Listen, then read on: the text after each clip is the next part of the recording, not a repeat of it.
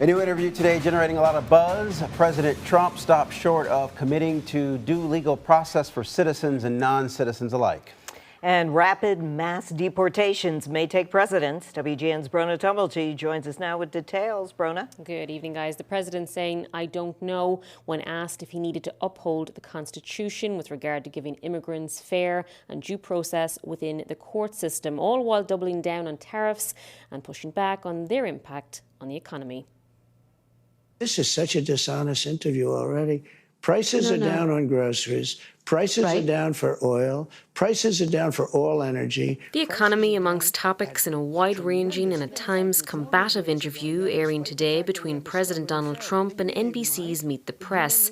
The president arguing his success in driving down costs, specifically gas prices. I have it down to $1.98 in many states right now. When you say strollers are going up, what kind of a thing? I'm saying that gasoline is going down. Gasoline is thousands of times more important than a stroller. Trump also pushing back on forecasts of recession amidst the ongoing tariff war, deflecting blame for the contraction of the U.S. economy in the first quarter. I think the good parts are the Trump economy and the bad parts are the Biden economy. The Constitution, so help me God. So help me God.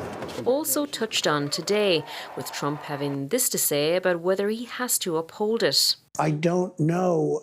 I have to respond by saying again, I have brilliant lawyers that work for me, and they are going to obviously follow what the Supreme Court said. The latest clashes with the court centre on the president fulfilling a campaign promise to carry out mass deportations quickly, unsure when asked if both U.S. citizens and non-citizens are entitled to due process. I don't know. I'm not a lawyer.